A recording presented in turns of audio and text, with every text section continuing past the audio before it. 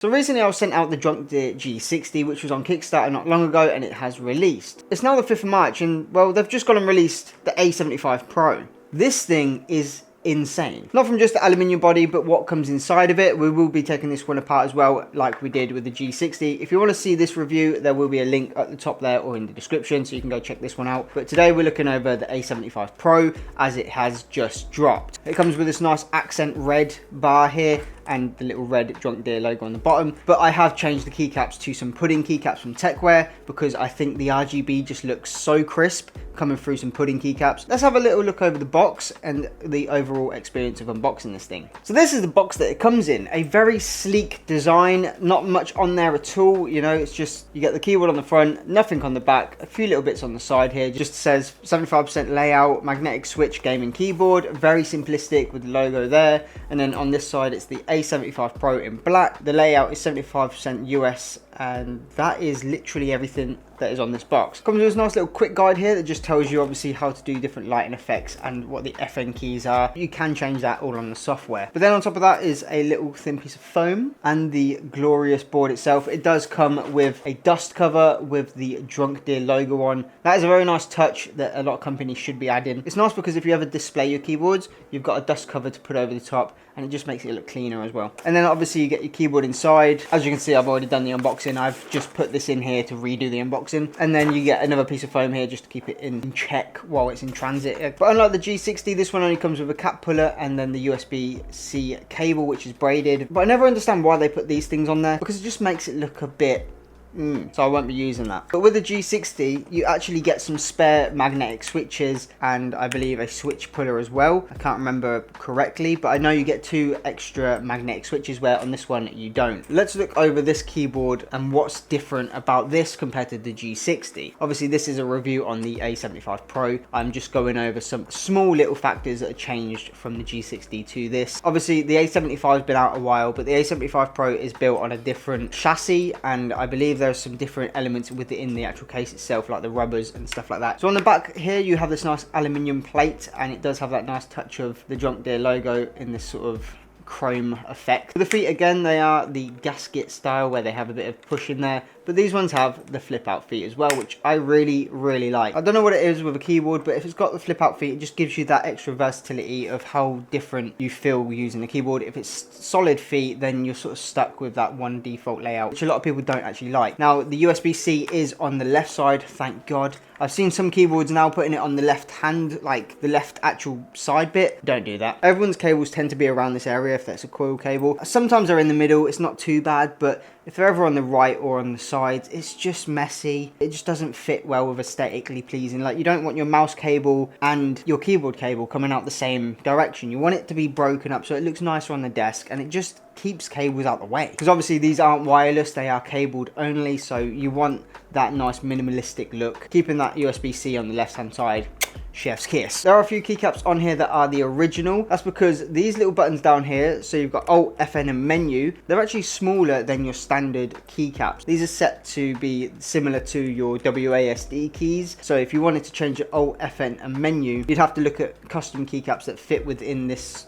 diameter. They're not like your standard FN keycap where it's quite bulky and big. These ones are nice small, but then that obviously makes it harder for if you have custom keycaps like I have, to be able to use certain ones on these ones here. The shift as well is a different size. I've just gone with it, so now I've got a bit of a gap. As you can see in the shift here, there's a little gap because it's actually a longer shift than it is the normal size shift. So that's one thing just to be careful of. If you're looking at getting this keyboard and you want to add some custom keycaps, make sure you're looking at the right keycaps, because these are different sizes. Or you can do what I've done and just sort of go with the black keycaps here and then your white ones in the middle. But I feel like the original keycaps aren't the best anyway. I feel like these ones are more clacky, as you can hear, compared to the pudding keycaps, which are a different PBT and a bit more stronger built. But again, keycaps can change the sound of your board dramatically. So if you're going for more of a thockier keyboard, definitely look into more thicker keycaps that don't sound so hollow. But if you're wanting that more clackier sounding tactile keyboard, then definitely go for the cheaper ones that are a bit more thinner and sound a bit more hollow, so it allows more of that clack to come through. As this one is the Pro, you do get that nice color red there, and obviously on the back. And then the keys that come with this have some nice accent colors of a little bit of red in there. So this one obviously comes with this little knob at the top here that controls your media. I believe that's all it actually does. So without further ado, let's crack this baby open, have a little look at the layers inside. I'm going to be doing a tape mod. I won't be doing a foam mod because I don't have any spare foam, but the tape mod sort of just helps it with the overall strength, with the bounce of the plate, and also taking away that hollow sound within the case. Because it's an aluminium case, I don't expect it to do a lot compared to a plastic case, but we're still going to do it anyway. I like a little bit of trial and error. Let's move over to a head down shot and take this baby apart.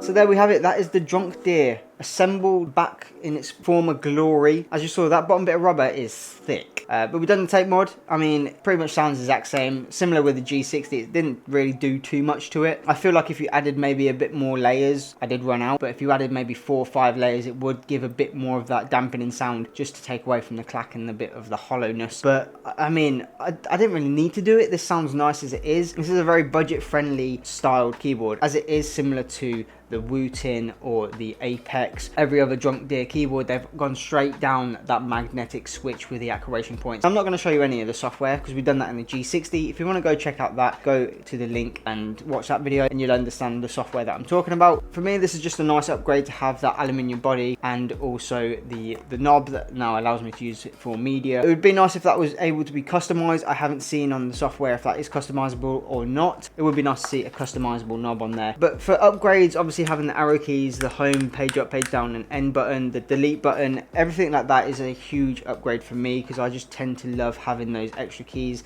That's why I like a 75% keyboard. It gives you a bit more versatility as well with the F1 buttons. So if you're playing games, you haven't got to hold FN button. But with obviously the software, you can change any key on here. While holding the FN, you can change it to anything you like, from being a Windows key to being a series of keys to do a certain hot shoe key or whatever you want it to do. You can do that in the software. They are obviously similar to each other with the G60 and the A75 Pro, just being the hard case and all the other little features that we've mentioned. So now for the price of the A75 Pro. Now this is actually on sale at the moment from $140 to $119. So if you want to grab one of these, there'll be a link down below that you can go grab one while it's on sale. But obviously in time it will go back to the original price, which is $140, which for me I'd say that is a reasonable price for what you're getting. Obviously you've got the aluminium case, you've got the magnetic switches and all of the software, the rapid trigger, the accuracy points. There's so much within this. Now a lot of you might say, oh, but the Wootin's around the same price, but the thing is, this is the aluminium case already. You haven't got to go get the Wootin and then add the aluminium case on top, which adds more money onto it. This is coming in at $119 for everything. I personally would say that is a great price for what you are getting within this bundle here. So again, I want to say a massive thank you to DrunkDeer for sending this out. And for my overall conclusion of this review, I think the only downfall for me is things. One, the programmable knob, I don't think that's a thing yet. Whether they're going to bring that out in the software, I don't know, because it would be easier for them to do it now, obviously with the magnetic switches being programmable. And again, it's the caps lock. I'm huge on this. I need to know when caps lock's on, so maybe like a little LED. It's a personal thing, I don't know why. It does change the RGB underneath. If you're in the blue setting or a green setting or a red, it'll change it to white. But if you've got the white RGB on the back, you don't know. There's no way unless you're on something that says caps lock's on. And for me personally, I don't know why, it just bugs me. But other than that, I mean, maybe the feet. I'm not too keen, again, like I said on the G60, I'm not keen on the feet being able to push in and out. Because when I'm playing, it feels too spongy. But that's just their way of controlling, I guess, the gasket mounted stuff and just the overall travel of the buttons. They want it to be rapid trigger, so if you're pushing down, they want it to sort of spring back. So it does make sense, it's just I'm not a fan of it. It'd be nice to be able to change the accent colors. If you don't want a red and black setup, maybe to be able to change that, take it off completely, but I don't think you can. It is screwed in there, but that's part of the actual case. But yeah, I think that's pretty much the only downfall of this keyboard, or the fact that it was super hard to actually get the top case off. But once it's off, super easy to modify it and do whatever you need to do. But yeah, getting that off, I'd definitely say use something plastic and do what I did, push it underneath and just score it round. But if you are looking for a magnetic switch keyboard, definitely check out DrunkDeer, because they do some incredible boards at stupidly low prices for what you're getting, and I can't thank them enough for sending this one out. This is now my daily driver. But before we end this, let's do the honors of a sound test.